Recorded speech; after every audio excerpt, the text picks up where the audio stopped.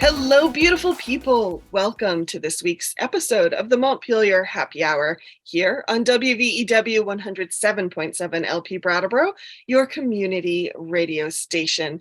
I'm your host, Olga Peters, and this is the show where we talk about how everything in Montpelier shakes out for the rest of us. So glad to have the guests with me today. Of course, regular contributor, Representative Emily Kornheiser. Hello, Emily. Good morning. Hello, and good morning, Olga. And for our radio listeners, just so you know, Emily is sitting in one of the committee rooms in the State House right now. And it's remarkably sepia toned. I'm wearing sepia tones. The lighting is sepia toned. It's also very, very hot in here for some reason. So I'm hoping I make it through the whole hour with you all, but I might break at some point. Yes, if you hear windows opening, it's just Emily like sticking her head out the window in the middle of Totally understand. Also want to welcome back to the show. Well, actually, now Attorney General Charity Clark. The last time you were on the show, Charity, you were candidate for Attorney General. So congratulations. Glad you can be here. Thank you. I'm so glad to be here.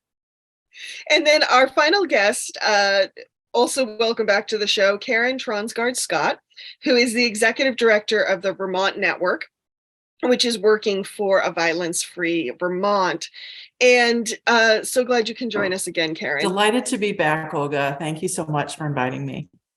Well, I'm really excited is the wrong word, because we are going to be talking about domestic violence in Vermont. So excited isn't the right word, but I'm glad you're here because I had a little aha moment earlier this week. Saw on Attorney General's website that the Domestic Violence Fatality Review Commission's annual report was out on the number of fatalities in Vermont. And I was like, this is an annual report. How did I go through like 13 years of journalism and never see this report? So this is new for me, and I'm really glad that both of you can be here and talk about it, because as I saw in the report, my biggest takeaway is that we have a pretty solid trend in Vermont of at least half our fatalities, half our homicides, are usually related to domestic violence, which that to me is a pretty hefty number. I would love to hear from one of you, for the sake of listeners, just to kind of give us some background on who's this commission and what's this report. Yeah, I'm happy to do that, Olga. So this commission was created by statute. So the legislature created this commission, and essentially what it did was it compiled a group of stakeholders. There's 17 people, and it's really whoever you might think of who would have knowledge and information and interest in this topic. It's prosecutors, law enforcement, domestic violence, nonprofit, a survivor, Department of Health, and a judge. All of these people come together every year. They review the fatalities sent to them by the chief medical examiner that happened, and only closed cases. So an open case isn't reviewed, but the closed cases are sent to the commission. They're reviewed and analyzed, and they identify trends, and then they identify recommendations. And those recommendations and trends are compiled in a report, which I think is really well done, and sent to the governor, the legislature, and others. This commission is housed in the Attorney General's office and chaired by an assistant attorney general in our office who's been doing this work for decades and is really wonderful. One thing that I really like about, just as a kind of summarize, one thing I really like about this model and the way it's been executed is that the recommendations are based on the review, so the actual fatalities. And that means that they're often very specific. So it's not like it's overwhelming. This topic is overwhelming, and it would be easy to be overwhelmed. But because of the way that this is set up, the recommendations are very specific and therefore, in my view, very doable, very achievable. And I think that means they're potential to be very effective, this system. So it's over 20 years it's been in the making. Thank you, Charity. Karen, anything you want to add? I wouldn't add anything except for how grateful we are for these 17 people who have done this work year in, year out. They spend an entire year examining these situations, talking to family members and survivors, talking to investigators, and they do such an incredibly thorough job of taking a look at the factors that preceded the homicide and then the results of the homicide. And I agree with AG Clark. The recommendations are absolutely doable, but also they're recommendations, because they come from all these folks who have so much expertise. We can know that these are recommendations, if enacted, will actually have an impact. Thank you. Emily, anything you want to add right now? I just really appreciate that we're having this conversation. I remember, Charity, when you were running for office, you talked about sort of what the difference would be if you were elected. And I feel like this is one of the first big splashes that I've seen you make as AG, and it's calling attention to this like essential part of our society's dysfunction and violence that we don't talk about as much as we should. It, is usually the network and the network partners, and that's who comes on the show to talk about it. And like, we do it. But really to make it clear that this is a societal problem. I really appreciate that. And, over the last year, we've talked on this show a few times off and on about how community violence is framed in the media, among lawmakers, for political gain, and how in Vermont, like even, if you dig deeper, even into some of the headlines, it's like paragraph 6 where you realize that it was intimate partner violence and not like some random shooting on the street by strangers. And just like how the reset that we need as a community, as a legislative body, to be actually grappling with what is rather than the stories that we have about it. So thanks you both for coming on the show. If I can add to that, I realized when I was campaigning, especially, that people wanted to talk about public safety a lot, but they weren't even considering domestic violence as a part of that. And I started saying, every time we talk about public safety, I'm going to talk about domestic violence, because that is a huge part of public safety. It's just, it happens behind closed doors. It's an epidemic that's happening behind closed doors. And so we don't give it enough attention, in my view. And the statistic that we have is that there every year are 40,000 victims of domestic and sexual violence in Vermont, which is a humongous number of people. And we should be talking about it every time we talk about public safety. I would appreciate going through some of the statistics in the report, if you don't mind, because one thing I think, or two things that stood out to me after that, the nearly half our homicides are related to domestic violence.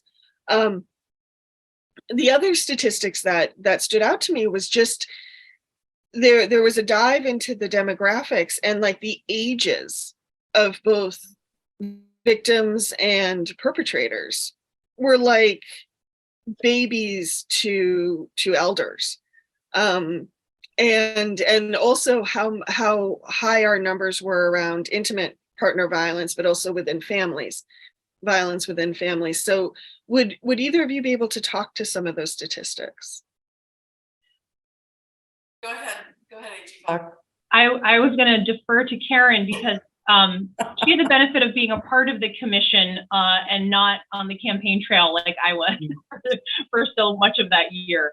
Well, I'm happy to talk about the data that was included in the report. You are right. The range is huge, because domestic violence is something that happens.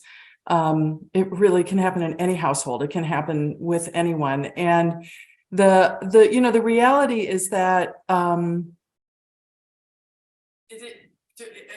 as Representative Kornheiser said, domestic violence we find it sitting at the root of so much that's happening in our communities, not only violence in our communities, but also homelessness, also substance use disorder, also human trafficking, also child abuse and neglect, also, just everything. It's so pervasive. And I think because it's so pervasive, and we're on the cutting edge of really changing how we think about it, it is easy to feel very overwhelmed, as Attorney General Clark said.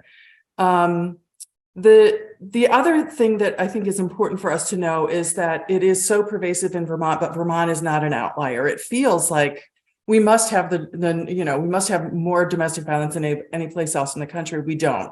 We're quite normal. And what we do have in our homes we have 40% of Vermonters own firearms. Mm-hmm. And so there's a direct relationship between the presence of a firearm in the home and the risk for homicide. And we see that in more than 50% of domestic violence homicides, a firearm is the weapon that's used to commit the homicide. So I think that's a very important thing for us to understand. We also know that in terms of the data, that there's as Attorney General Clark said, 40,000 Vermonters a year is the estimate. Our 15-member organizations, those organizations that provide direct services to victims of domestic and sexual violence across our state, serve on average around 8,000 people a year. And so we know that the vast majority of people are not coming out and seeking services. It's for all the good reasons. But 8,000 people a year are accessing services. And our programs I'm going to get a little in the weeds. It's a little nuanced, but our programs tell us that between 60 and 80% of those 8,000 people do not enter the criminal justice system. They don't call the police. So hold on to that number, because when you look at the police data, domestic violence is the number one call. Huh, so interesting. it's really, the data is really compelling. And what we do know is that people don't call the police for many, many good reasons. Folks don't want the police. They don't imagine the police could help. They've had bad experiences. There's an outstanding warrant. There's, all the things because when you call the police, you essentially give up a lot of agency, because the police step in, they do their jobs. Mm-hmm. So the question then becomes, what's the pathway to helping all the people that don't call the police? And when people do call the police, it's absolutely essential that the police go to the call and know what we're doing. And so this report comes out at a really compelling time where the law enforcement community, the Department of Public Safety, has also just developed a tool for taking a look at the frequency of their calls, this hotspot tool.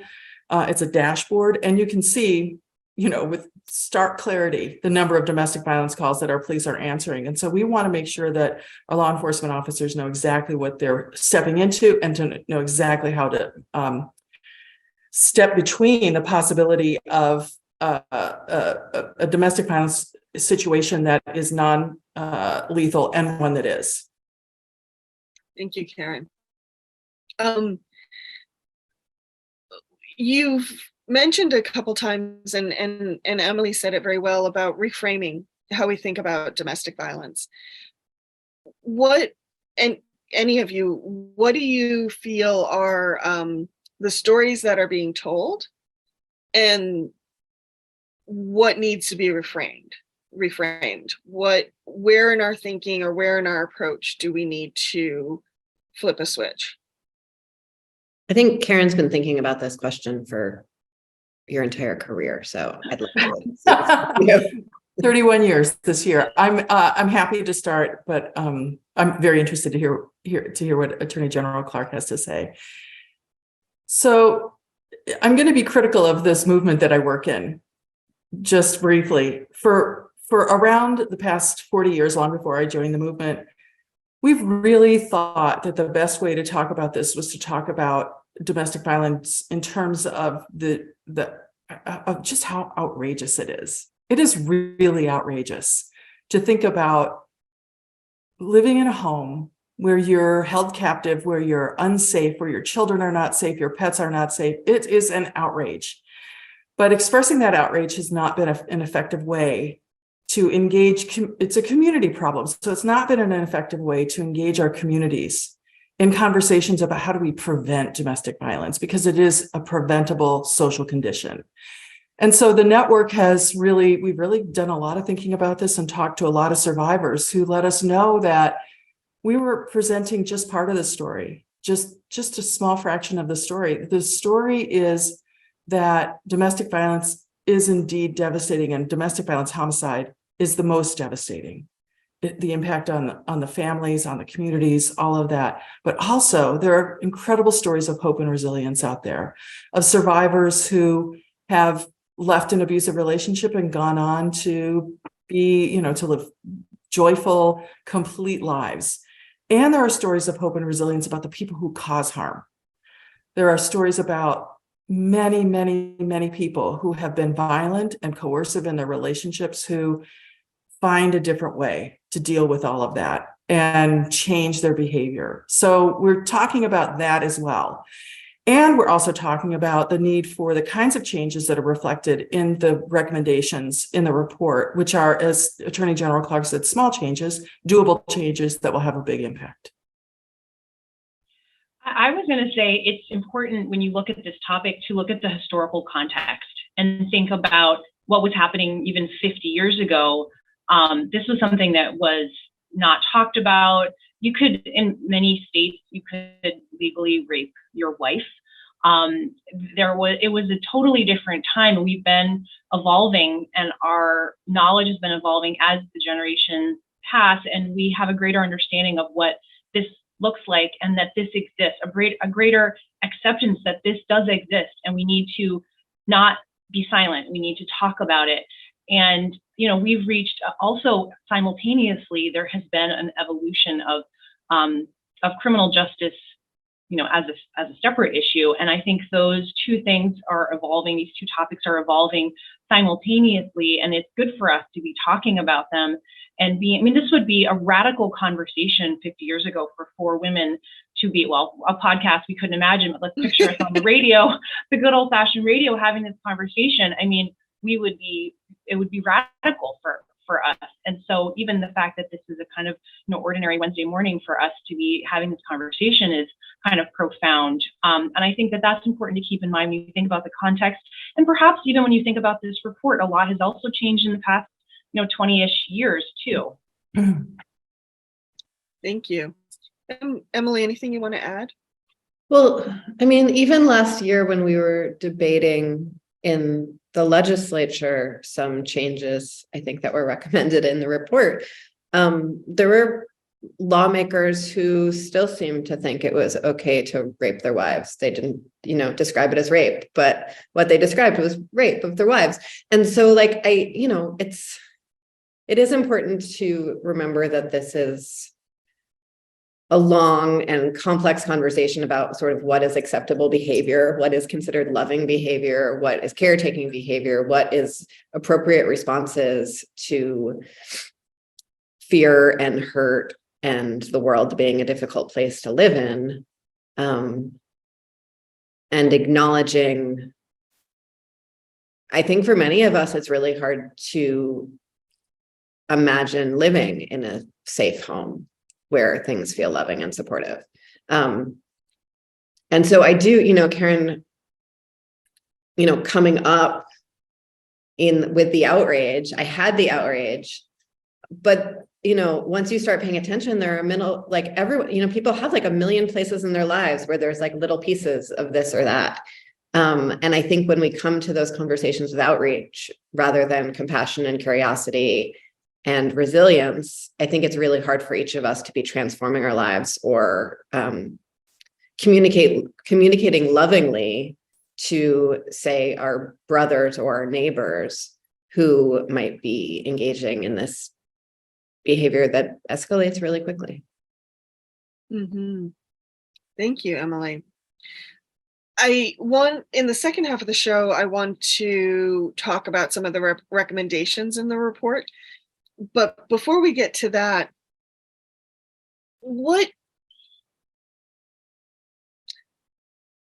because we are touching on this theme of reframing, is our justice system really set up to effectively deal with domestic violence at every stage that law enforcement may interact with it? The answer is no. And I'm sure there's a lot more words connected to the no that you two will both add. But I'm really, we're working on some legislation right now about enabling our restorative justice centers to work more deeply with these issues. And I have a lot of concerns about capacity on that. So I'm just, yeah, really excited to hear your responses. Well, I would say that when we talk about this issue, we always want to be thinking of the survivors and what's best for them. And sometimes a law enforcement intervention is not what's best for them. So that's something that we have to keep in mind, and they know what's best. So just having that survivor focused and centered approach is really important. This is a complicated issue. I think we're really fortunate to have on this commission, strong voices from law enforcement who are very engaged and very involved. And I have been lucky enough, Emily, to have visited a pilot program working in the restorative justice model on domestic violence, and felt really inspired because what we know is that a huge percentage of survivors are still living with their abuser, and the restorative model presents a new way, and in many other areas of crime, an effective way at addressing and resolving a criminal situation like this. And I have a lot of hope that that the restorative justice model can be effective with domestic violence as well. Yeah, I would agree with that. As we talked earlier about the historical aspect of this conversation, and back in the early 90s when advocates were working with members of Congress, including President Biden and Senator Patrick Leahy, to pass the Violence Against Women Act, they could not imagine a way to address domestic violence better than a criminal justice response. And it was the early 90s. It was, and frankly, we didn't listen to a lot of communities that were that were intervening with domestic violence in other ways within the community. Most of those communities were marginalized, Black and Brown communities, Indigenous communities. And so we really missed the opportunity to have a more broad approach to addressing domestic violence that gave survivors a number of options for addressing their violence. And so here we are today, finally thinking about how do we offer survivors all the options that they need. And in 20 years, we'll be asking ourselves, what were we thinking? We should have offered them this option and this option and this option, as well as a criminal justice response and a restorative justice response. But today, if we can offer them even one more viable pathway toward achieving the life that they want, then why wouldn't we do that? We can do it safely, we can do it effectively, and we can do it by centering survivors. What does it look like to do it safely and effectively? Well, there's essentially 4 models that have been tested across the country. Circles of Peace, which are what they're doing in Hartford today. There's Circles of Support. There's programs that they offer. There's usually 2 circles, one for survivors, one for the person who's caused harm, filled up with community volunteers who have had specialized training. And there's a mythology that we force survivors and people who've harmed them to be in the same room. That's actually very seldom happens. But we want to make sure that if we're providing supports for somebody who's caused harm, that we're also providing supports for the survivor. And in many ways, more importantly, they do the same thing in Hartford. Survivors also have support systems in place. There's also family group conferencing, and I have to say I'm not an expert on family group conferencing, but we have an international expert on family group conferencing here in Vermont, retired professor at University of Vermont, Gail Burford. And it's used mostly by DCF when there's children involved. And then the last thing that we can do is kind of a more traditional psychoeducational group with the person who causes harm. And we have those available in Vermont as well. All of those center the safety, they center a relationship between the local domestic violence program and the whatever entity is providing the services. And that communication is vitally important because that's where the safety planning happens. We have to say, I just have to say this. We don't know how many homicides are prevented by the criminal justice system with domestic violence, but we know that 50% of the homicides in this state are caused by domestic violence. So there's certainly room for improvement. Thank you. Oh shoot, I had a question and it just went poof. Hopefully it will come back. We have just a few minutes before the end of this session. So I wanted to touch base. What do we need to leave listeners with right now to help them grow? To help them understand the issue fully, or be ready to step into supporting their community in some way on this. Go ahead, AG Clark. You've got this. Well, I think the awareness, if folks are listening to this and like others, they are thinking, wow, I've never heard of this commission. I didn't realize this was such a widespread problem in Vermont. It's wonderful to be educated and to educate yourself, and also know that there are opportunities for you to volunteer, to get more involved, and to educate yourself. We have of domestic violence some information on our website, but I bet the network has tons of resources for you to help you become more educated and more engaged. And also, if you care about these issues, we're about to talk about the specific recommendations that are going to be working their way through the legislature. Contact your legislator and say, you know, this is important to me, and let them know how you feel about this issue that affects so many Vermonters. Thank you. And thank you, Emily, for jumping in there. I guess my internet must have frozen. So thank you. Everyone, stay tuned. The Montpelier Happy Hour on WVEW 107.7 LP Brattleboro will return in a moment. Yes.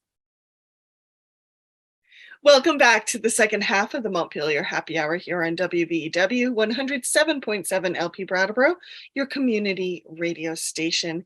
If you're just joining us, this is the show where we talk about how everything in Montpelier shakes out for the rest of us. I'm your host, Olga Peters, and I am speaking with Representative Emily Kornheiser, Attorney General Charity Clark, and Karen Tronsgard-Scott, who is the Executive Director of the Vermont Network. Emily, what do we need to remind people of? The views and opinions expressed here on the Montpelier Happy Hour are those of the host and the guests, respectively, not their employer, nor the station, nor their neighbors. Thank you very much. The report that we're discussing, the Domestic Violence Fatality Review Commission's annual report that has come out of the AG's office at the end of January, has a series of recommendations that to the legislature. I was hoping we could dive into those now and help people understand like why these recommendations are the important ones for this time. So I'll get us started. These recommendations were derived from the review of specific fatalities related to domestic violence. So they're very specific and they're just related to those. That's why you may be thinking, oh, this is the most important issue and it's not listed. It's because these really come from those specific cases that were reviewed. So I like to think of these as being in kind of two separate buckets. One is a kind of operational bucket that relates to law enforcement, and the other is more judiciary bucket. Mm-hmm. So there's two in each bucket. The first one, a broad, I wrote this down because they're so in the weeds. I think it's helpful to think of them more broadly. But the first is to institute the best policies related to domestic violence instance when a law enforcement officer or entity is involved. So best policies. So what does that look like? Well, as a starting point, we know that there are people who are working at law enforcement agencies who may themselves be survivors or experiencing domestic violence, and they need resources too. I mean, think about what that would be like if you were enduring domestic violence and you felt like, if I call the police, it's my colleagues. It's a whole different dynamic. So we want to make sure that support and the resources are there. And then the other recommendations relate to a specific policy that was created by the Law Enforcement Advisory Board. And the policy it's called it's the policy of how to handle when a law enforcement officer is involved in domestic violence. So not every law enforcement agency has adopted that policy. So we want every law enforcement agency to adopt that policy.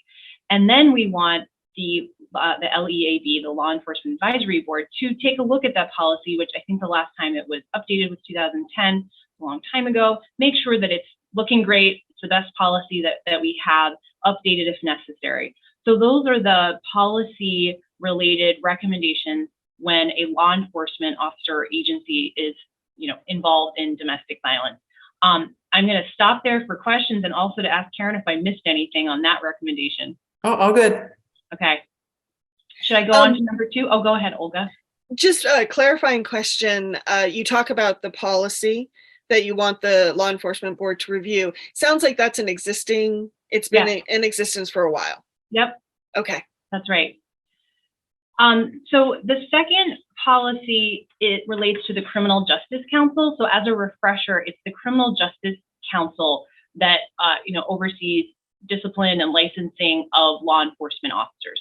So that it's called the Criminal Justice Council. So the second broad theme is to empower the Criminal Justice Council to take disciplinary action against law enforcement officers who have misconduct related to domestic violence.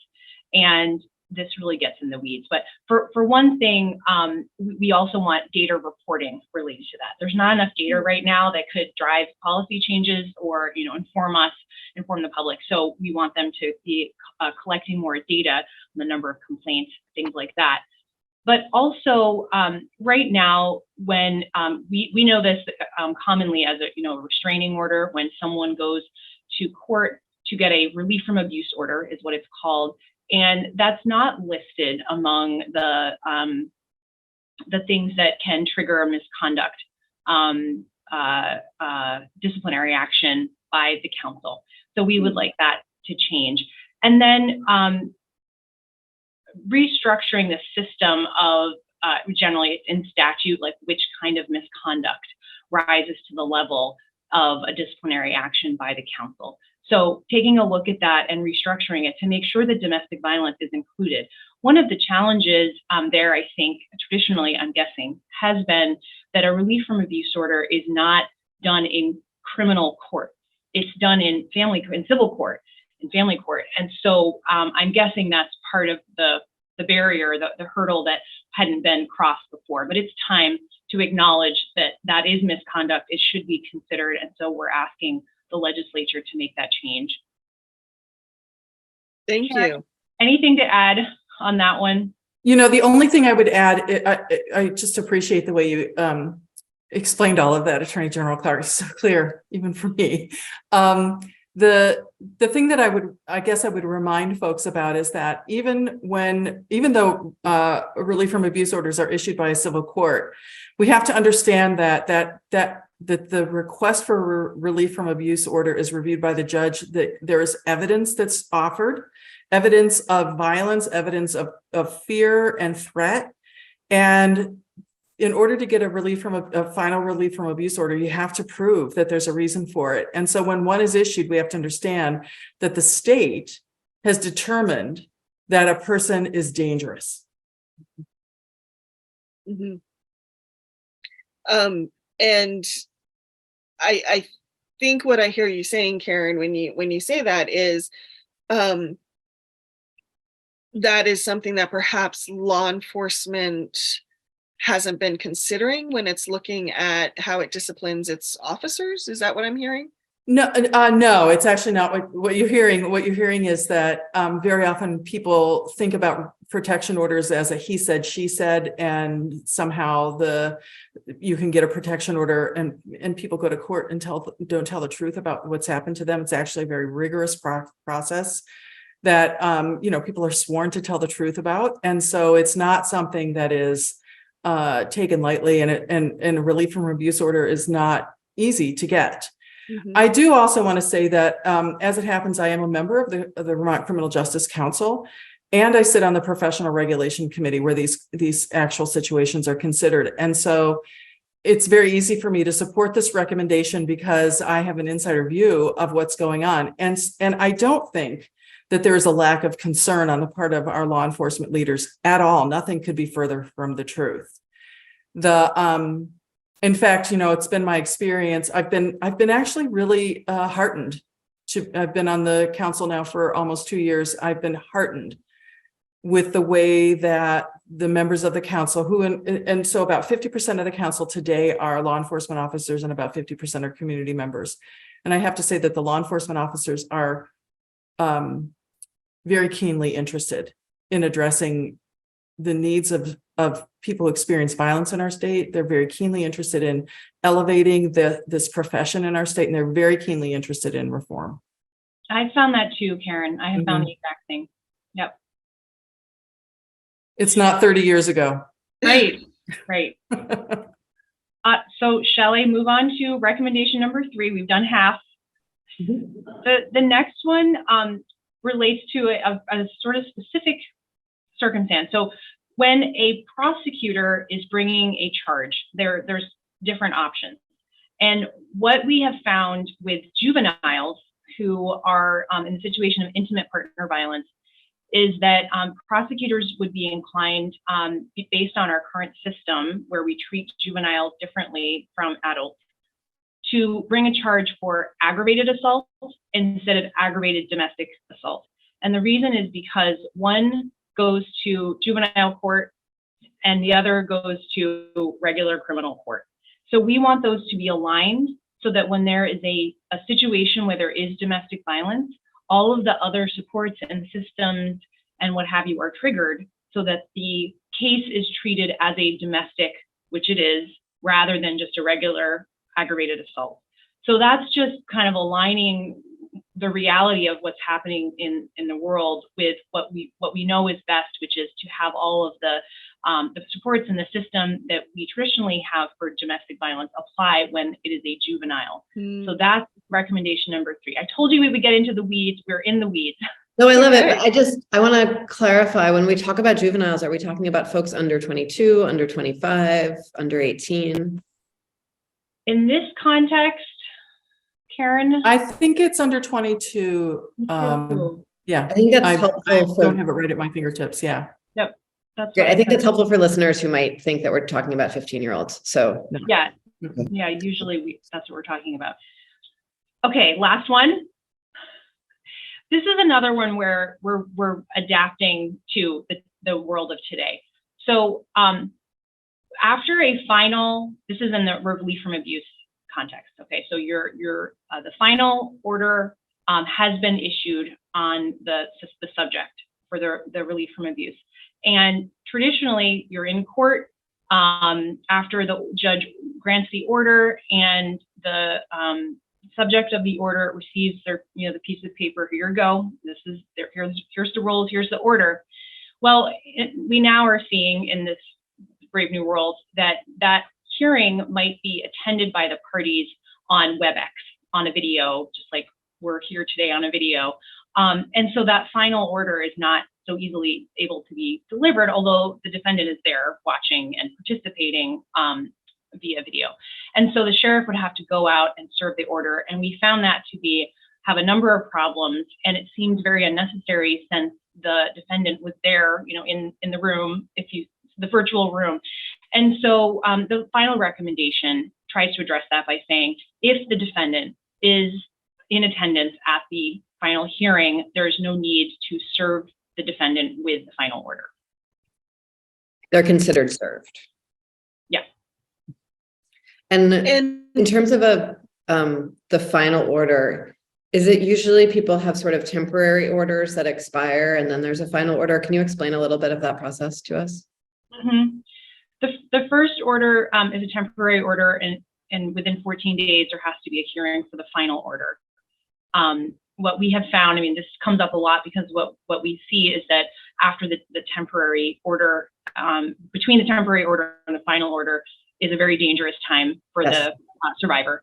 And so the final order often doesn't happen because the survivor is no longer safe for them. And they've made that choice for themselves and made use their judgment to decide, I'm not going to proceed.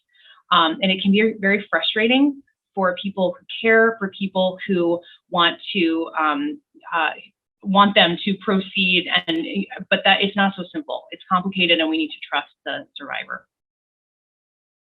Thank you. for these recommendations, the recommendations have been made. What happens now? Like, how do they move forward? Well, I am so happy to say that, when we announced this report, we had a press conference in the State House, and I had several legislative leaders behind me supporting the recommendations, and I'm just thrilled by their support and leadership. And we have actually already testified in the House Government Operations Committee on the first two recommendations related to law enforcement.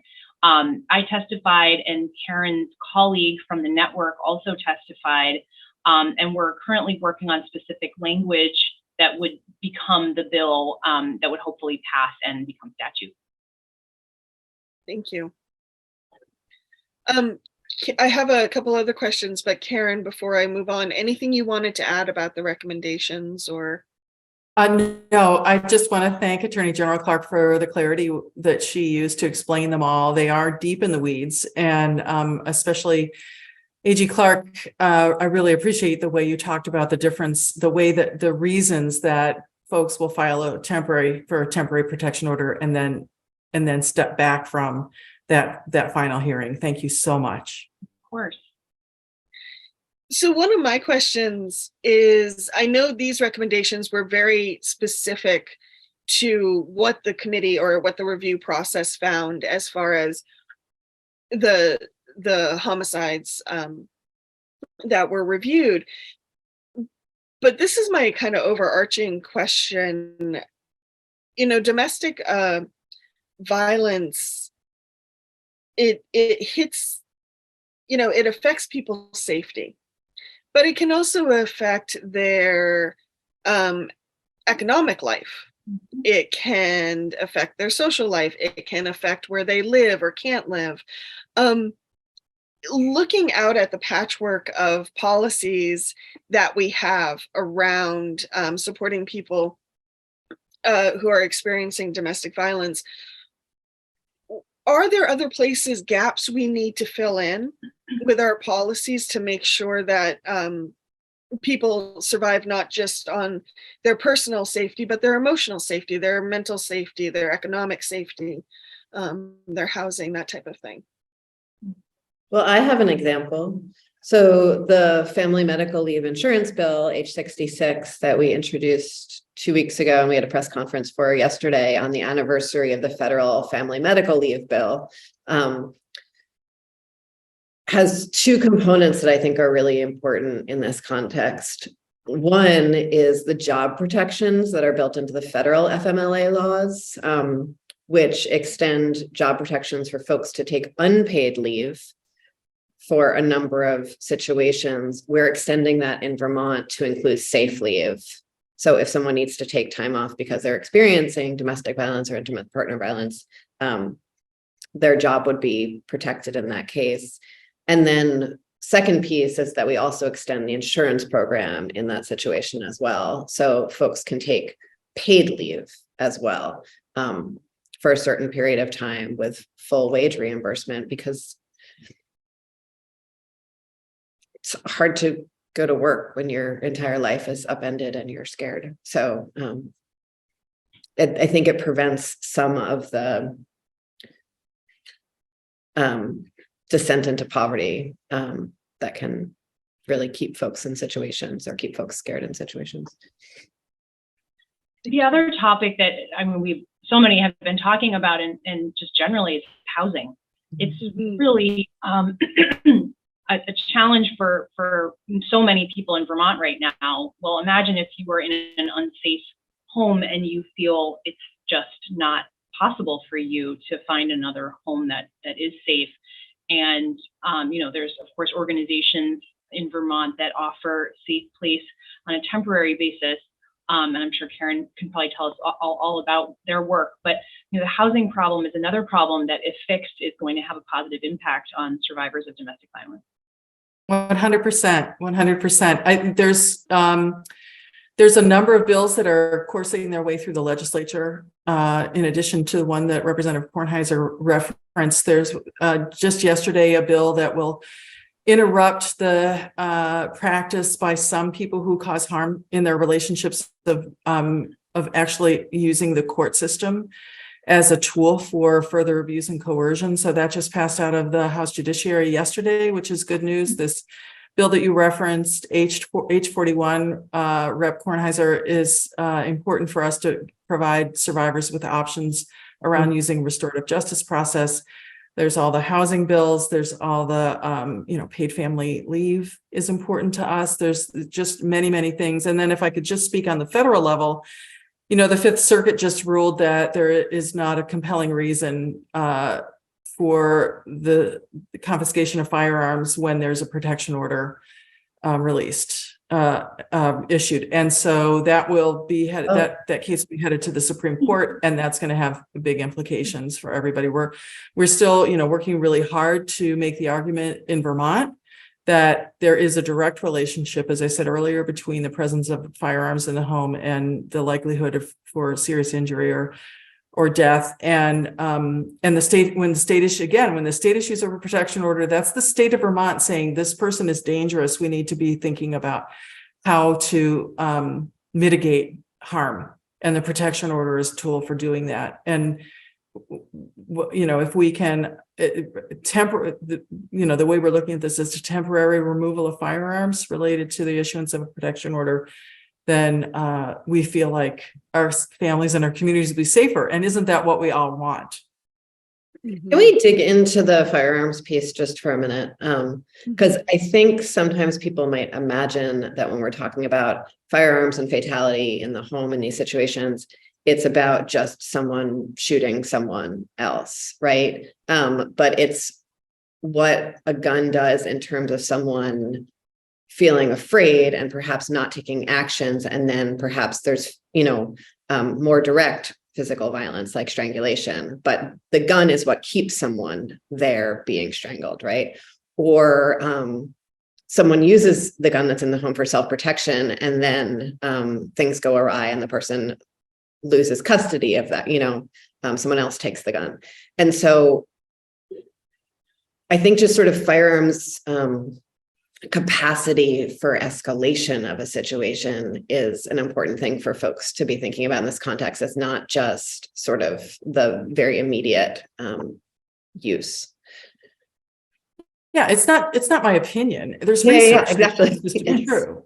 Yeah. So, we if we follow the research, it leads us to the conclusion that the presence of a firearm is one of the key factors in a resultant homicide. The research, there's a tool called the lethality assessment program, and it's a series of 11 questions that have been deeply researched and validated and all the things that researchers do, that shows a direct correlation between the presence of a firearm, between a history of strangulation, between threats for killing the victim or suicide.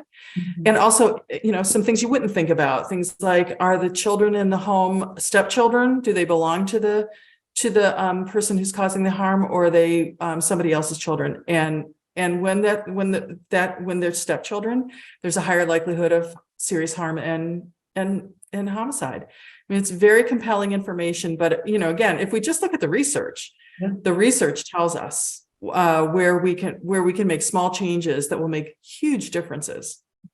Emily, something you said we haven't used these terms, but it's important to remember for folks who aren't as familiar with this issue that domestic violence is all about power and control. And so a firearm is used to exert power and control over the survivor. And in so many cases, it's not actually used to commit homicide. It's used for that other purpose. And it's good, once you are aware of that concept of what domestic violence means and what's driving it, you might see it in other places, like that, super attentive partner who's always picking up their partner after work. That's control. It seems sweet. Actually, maybe there's more to that, and being more aware of those kinds of circumstances. And if I could just add one more thing, since we're on this topic of firearms, I think it's really important for us to understand that the vast majority of Vermont gun owners are safe, careful, would never use the gun for anything other than perhaps self-protection or hunting or things like that. That's not who we're talking about. We're talking about people who have been identified by the state as being really dangerous.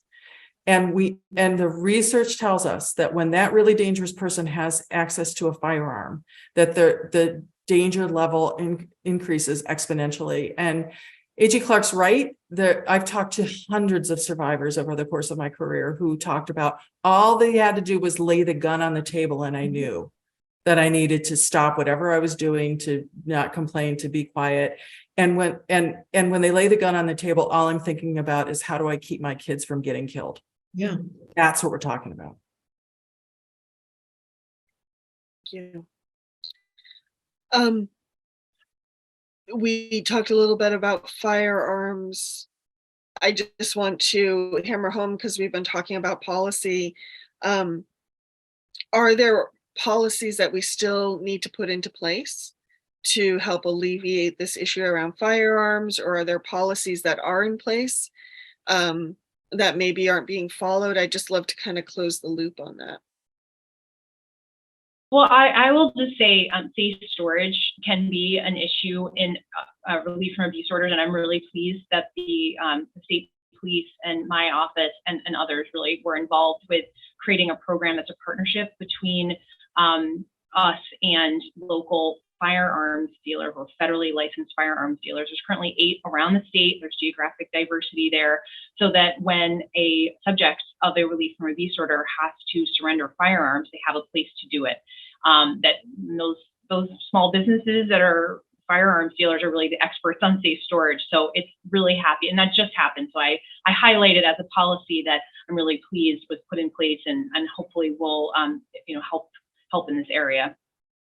Thank you. And then I just might add this, it is easy for us to imagine that Vermont is in this terrible situation and we don't have nearly enough policies. But the truth is that Vermont is a leader in our country around passing laws that make a big difference. And we have such an incredibly healthy political discourse in this state. We can find ways to get to an end where there's great hope for the impact of laws on survivors' safety and on their lives, as well as on the lives of people who cause harm.